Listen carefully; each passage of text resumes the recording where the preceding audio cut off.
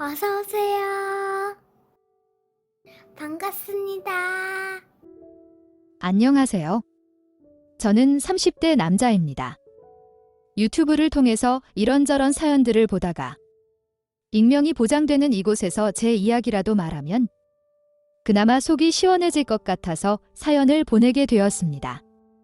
제 소개를 간단히 하자면 30대이고 직장을 다니고 있고 재작년에 아내와 결혼을 하였습니다. 게다가 아내는 지방에서 직장 생활을 하고 있어서 주말마다 만나는 주말 부부입니다. 그런데 얼마 전 장모님께서 돌아가셨습니다. 그 일 이후로 처제가 마음적으로 많이 힘들어하였고 아내는 처제가 혼자 지내는 것이 걱정이 된다며 같이 살았으면 좋겠다고 제안하였고 현재 같이 살고 있습니다. 처제는 대학생이었는데 그 일 이후 휴학을 신청해서 현재는 집에서 쉬고 있습니다. 답답할 때면 언니가 있는 지방으로 내려갔다가 심심하면 제가 있는 서울로 올라옵니다. 퇴근길에 처제와 같이 저녁을 먹기 위해서 이것저것 사서 집에 왔습니다. 그런데 처제가 집에 없는 것이었습니다. 또 아내를 보려 내려갔다고 생각하고서는 혼자서 저녁을 먹고 있었습니다. 그런데 모르는 번호로 전화가 왔고 처제가 만취해서 인사불성이 상태로 택시를 타고 온 것이었습니다.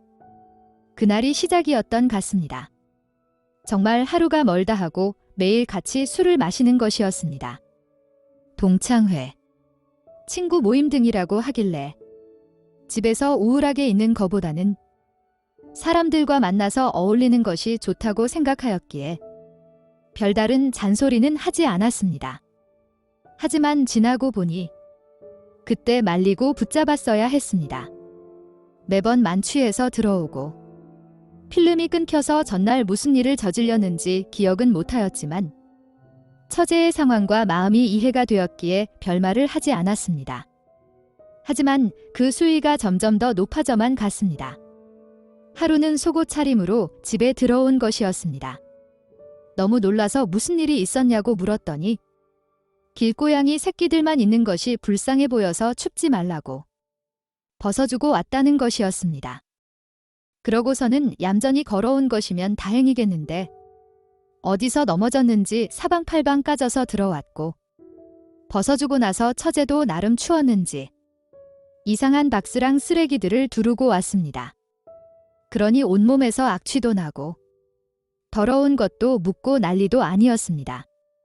아내가 있었으면 알아서 케어를 해주었을 텐데 아내는 없고 그렇다고 다 큰 처녀를 제가 벗겨서 씻길 수도 없고 안 씻기고 약을 안 발라주자니 상처가 덧날 것 같고 참 난감하더군요.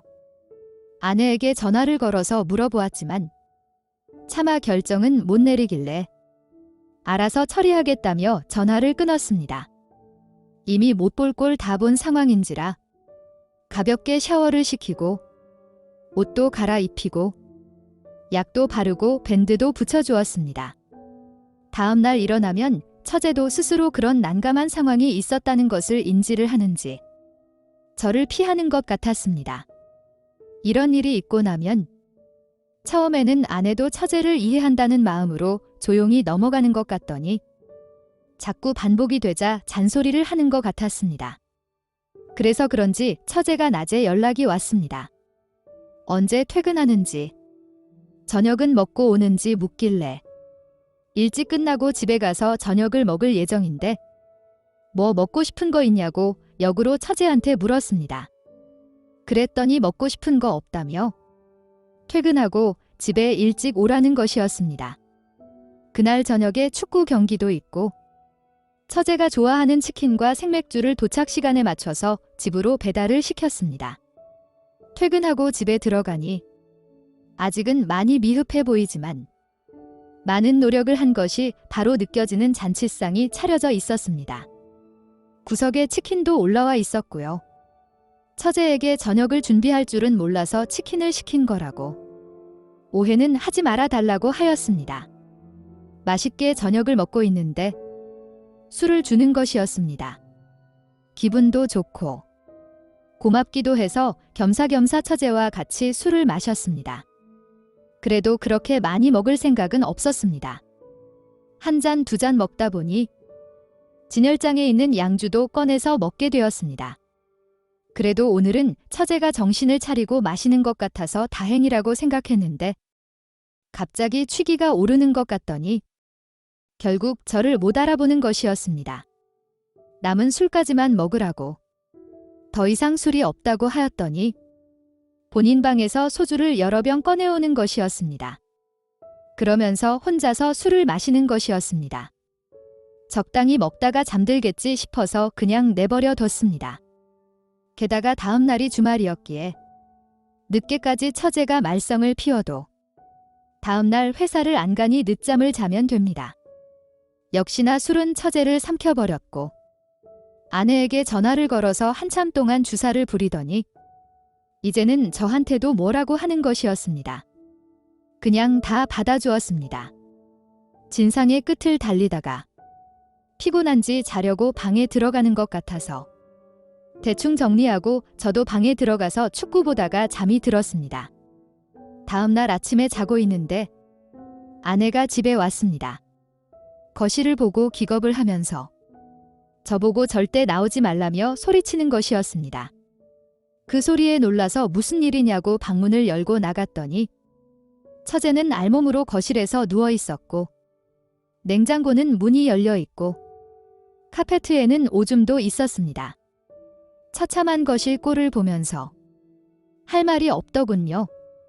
조용히 방문을 닫고 들어갔습니다. 단전에서부터 올라오는 진심이 한가득 담긴 아내의 잔소리와 함께 처제의 등짝 스매싱하는 소리가 들렸습니다. 정말 몇 시간을 치웠고 저는 오줌에 쩔어버린 카페트를 들고 대형 세탁기가 있는 빨래방에 다녀왔습니다. 그날 이후로 처제는 아내 손에 이끌어 지방으로 끌려갔습니다. 아내가 주말에 올라올 때 가끔 같이 옵니다. 현재는 술을 끊으려고 노력 중이라고 하였습니다. 아마도 매일매일 아내랑 같이 있고 게다가 아내 숙소가 있는 곳이 많이 외지고 차가 없으면 나가기도 힘든 곳이라서 집에만 있는 것 같습니다. 다음 학기부터는 복학해서 학교를 다닐 예정인데 다시 같이 살 생각을 하니 살짝 걱정이 되기는 하지만 그래도 많이 좋아졌다고 하니 괜찮을 것 같습니다. 익명이 보장되는 곳이라서 황당한 제 사연을 남겨봅니다. 친구들한테 차마 못했던 말인데 사연을 쓰고 나니까 속이 다 시원하네요. 감사합니다. 오늘의 사연은 여기까지입니다. 구독과 좋아요, 알림 설정 부탁드립니다. 긴 글을 읽어주셔서 감사합니다. 구독과 좋아요 꾹꾹 눌러주세요. 꾹꾹. 알림 설정도 꾹꾹 눌러주세요.